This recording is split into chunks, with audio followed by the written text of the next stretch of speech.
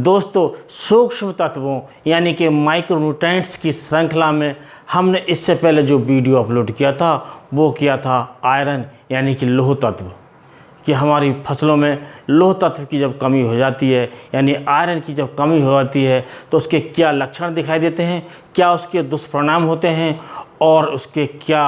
ऐसे कारण हैं जिससे हमारी फसलों में इसके लक्षण आते हैं, और दोस्तों क्या इसके दूर करने के उपाय हैं, इस बारे में बताया था। और दोस्तों आज हम आपको बताएंगे जिंक के बारे में यानी कि जस्ते के बारे में। जब हमारी गन्ने की फसल हो या कोई और फसल हो उसमें जिंक की कमी हो जाती है तो क्या लक्षण दिखाई देते हैं ये बताएंगे, और इसके साथ साथ यही बताएंगे कि यदि इसके लक्षण आ जाएं तो इसमें हम क्या डालें जिससे इसकी पूर्ति हो जाए और हमारी फसल को जो होने वाली हानि है उससे बच जाएं और हमें जो उत्पादन मिले वो बढ़िया मिले, और हम उत्पादन के साथ साथ हमारी जो इसकी फसल से जो हमारा मुनाफा होना है, जो लाभ होना है वो अच्छा हो, और इसके साथ साथ हम इसकी क्वालिटी भी बेहतर ले सकें। तो दोस्तों सबसे पहले बात करते हैं कि ये जिंक काम क्या क्या करती है।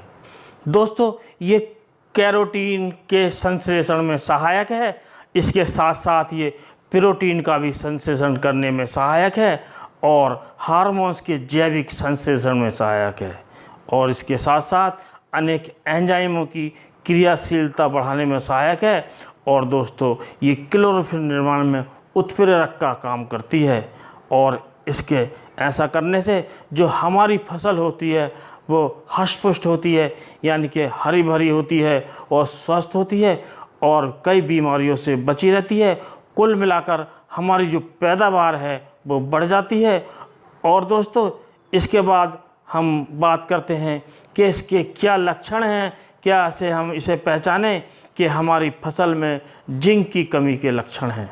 तो दोस्तों इसकी कमी के लक्षण इस प्रकार हैं कि पत्तियों का आकार छोटा रह जाता है,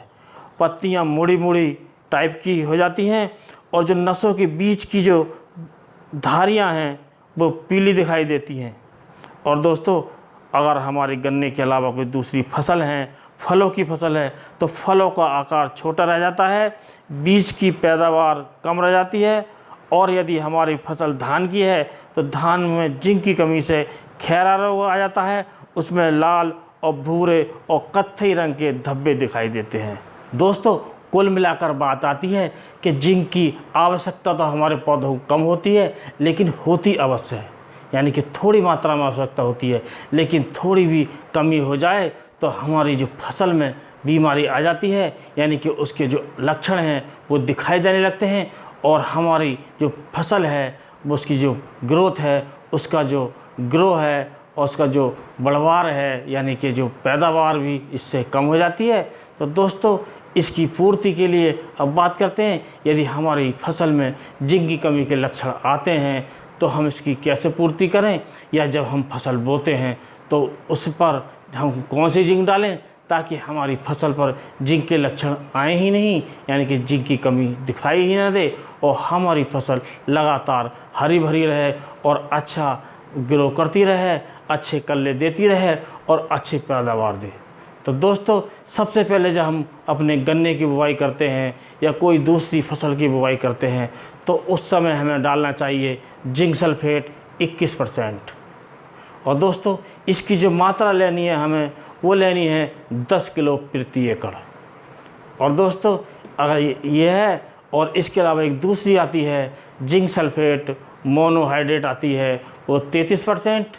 यदि उससे लेना है तो उसे आप 5 किलो प्रति एकड़ ले सकते हैं, क्योंकि इसमें जिंक की जो मात्रा होती है वो ज़्यादा होती है, इसमें 33% होती है। तो दोस्तों इस प्रकार हमारे जो फसलें हैं उनमें जिंक की कमी हो गई ही नहीं और उसमें लक्षण दिखाई नहीं देंगे। लेकिन दोस्तों हम फसल बोते समय नहीं डाल पाए हैं और हमारी फसल में जिंक की जो लक्षण हैं वो दिखाई दे रहे हैं, तो हमें उसकी जो स्प्रे से पूर्ति करनी चाहिए, क्योंकि दोस्तों जो हम फसल में नीचे डालते हैं ज़मीन में उसके जो रिज़ल्ट आते हैं करीब 10-15 दिन बाद आते हैं, लेकिन हम स्प्रे करेंगे तो उसमें रिज़ल्ट जल्दी आएंगे। तो दोस्तों इसमें हमारी 2 जिंक आती हैं, एक मोनोहाइड्रेट 33% आती है फॉलियर स्प्रे के लिए, उसे हम 500 ग्राम प्रति एकड़ के हिसाब से 200 से 250 लीटर पानी में घोलकर स्प्रे कर सकते हैं, तो हमें इसके अच्छे रिजल्ट मिलते हैं। और दोस्तों, इससे जो फास्ट रिजल्ट मिलते हैं वो मिलते हैं जिंक EDTA के। ये जिंक EDTA होती है, इसका आप स्प्रे कर सकते हैं। ये आप करीब 100 ग्राम प्रति एकड़ पर्याप्त होती है। इसे आप 200 लीटर पानी में घोलकर स्प्रे कर सकते हैं, और फसल और बड़ी है थोड़ी बढ़ा सकते हैं, और छोटी ज़्यादा फसल है तो आप घटा भी सकते हैं। आप अपनी फसल के अनुसार, यानी कि जो अपनी क्रॉप है या अपनी फसल है, उसकी जो लंबाई है, उसके पत्तों का जो विकास है, टहनियाँ हैं, कल्ले हैं, उसके अनुसार जितने भी पानी की आवश्यकता हो उसके अनुसार स्प्रे करें। तो दोस्तों, इस प्रकार यदि आप करते हैं तो जिंक की कमी से हमारे जो